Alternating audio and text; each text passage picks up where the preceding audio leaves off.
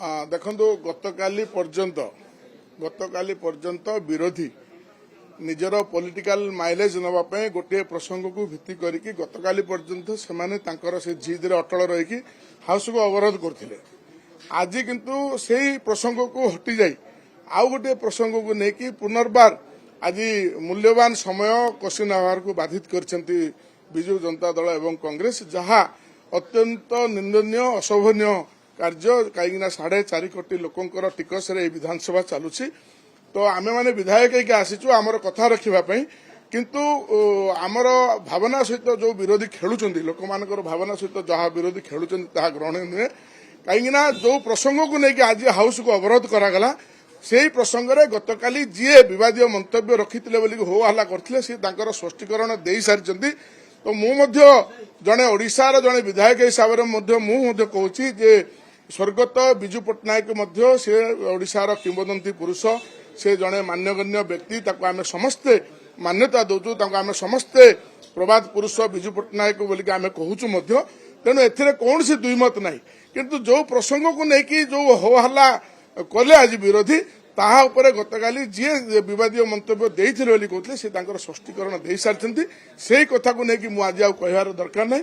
କିନ୍ତୁ ମାତ୍ର ମୁଁ ଏତିକି କହିବି ପୁନର୍ବାର ଆପଣମାନଙ୍କ ମାଧ୍ୟମରେ ବିରୋଧୀଙ୍କୁ ଯେ ଯେଉଁ ଭଳିଆ ବିରୋଧୀ ଆସନରେ ବସିବା ପାଇଁ ସ୍ୱାଧୀନତାର ଦୀର୍ଘ ବର୍ଷ ପରେ ପ୍ରଥମ ଥର ପାଇଁ ଭାରତୀୟ ଜନତା ପାର୍ଟିକୁ 4.5 କୋଟି ଜନତା ଯେତେବେଳେ ମ୍ୟାଣ୍ଡେଟ୍ ଦେଇଛନ୍ତି, ତ ଆପଣମାନେ 25 ବର୍ଷ କାଳ ଶାସନରେ ରହିଲେ।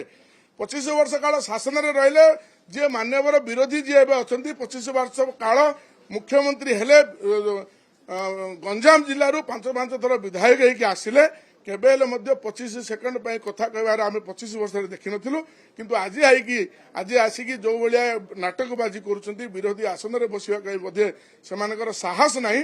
ତେଣୁ କୋଉଠି ନା କୋଉଠି ରାଜ୍ୟସଭା ଇଲେକ୍ସନରେ ଯେଉଁ ଭଳିଆ ସେ ଦୁଇଟି ଯାକ ପାର୍ଟିର ବିଜୁ ଜନତା ଦଳ ଏବଂ କଂଗ୍ରେସର ଯେଉଁ ଭଳିଆ ଅବସ୍ଥା ହେଇଛି, ସେହି ପ୍ରସଙ୍ଗକୁ ଏଡ଼ାଇବା ପାଇଁ କେବଳ ଗୋଟେ ମାନେ ବାଟ ବାଛି ନେଇଛନ୍ତି ବିରୋଧୀ ଯେ ଆମେ ଏହି ସତ୍ର ସରିଲା ପର୍ଯ୍ୟନ୍ତ କୌଣସି ପରିସ୍ଥିତିରେ ମଧ୍ୟ ଆଉ ବିଧାୟକ ମାନେ ବିରୋଧୀ ଆସନରେ ବସିକି ପରିସ୍ଥିତିକି ସାମ୍ନା କରିବାକୁ ବୋଧେ ସେମାନେ ଡରୁଛନ୍ତି।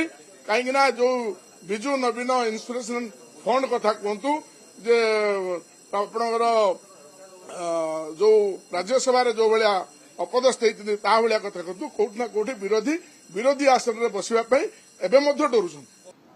ଦେଖନ୍ତୁ ଗତକାଲି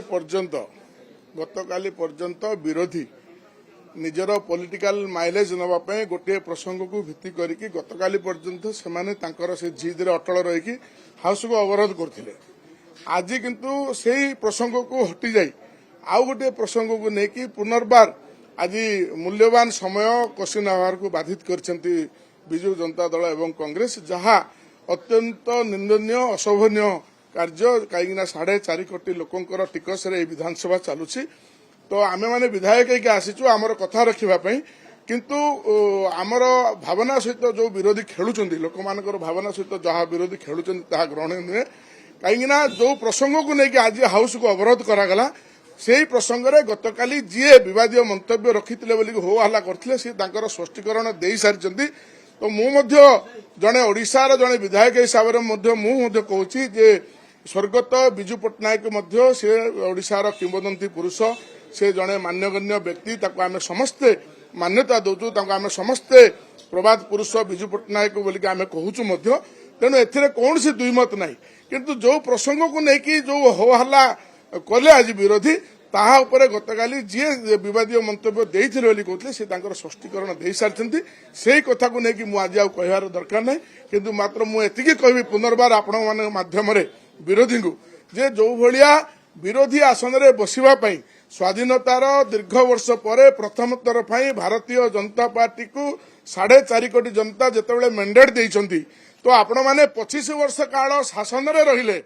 25 ବର୍ଷ କାଳ ଶାସନରେ ରହିଲେ, ଯିଏ ମାନ୍ୟବର ବିରୋଧୀ ଯିଏ ଏବେ ଅଛନ୍ତି 25 ବର୍ଷ କାଳ ମୁଖ୍ୟମନ୍ତ୍ରୀ ହେଲେ, ଗଞ୍ଜାମ ଜିଲ୍ଲାରୁ 5 ଥର ବିଧାୟକ ହେଇକି ଆସିଲେ। କେବେ ହେଲେ ମଧ୍ୟ 25 ସେକେଣ୍ଡ ପାଇଁ କଥା କହିବାର ଆମେ 25 ବର୍ଷରେ ଦେଖିନଥିଲୁ। କିନ୍ତୁ ଆଜି ଆସିକି ଯେଉଁ ଭଳିଆ ନାଟକବାଜି କରୁଛନ୍ତି, ବିରୋଧୀ ଆସନରେ ବସିବା ପାଇଁ ବୋଧେ ସେମାନଙ୍କର ସାହସ ନାହିଁ। ତେଣୁ କୋଉଠି ନା କୋଉଠି ରାଜ୍ୟସଭା ଇଲେକ୍ସନରେ जो भाया से दुईटी जाक पार्टी विजु जनता दल और कांग्रेस जो भाया अवस्था होती से प्रसंग को एड़ाई केवल गोटे माने बाट बाछि नहीं विरोधी जे आम यही सत्र सरला पर्यंत कौन सी परिस्थिति विधायक माने विरोधी आसन रे बसिकी परिस्थिति की सामना करने को बोधे से डरुंच कहीं जो विजु नवीन इंस्पिरेशन फंड कथा कहतु जे आपणकर जो राज्यसभा जो भाया अपदस्थ होती भाया कथा कहतु कौटना कौटी विरोधी आसन में बसवाई एवं डरुंच।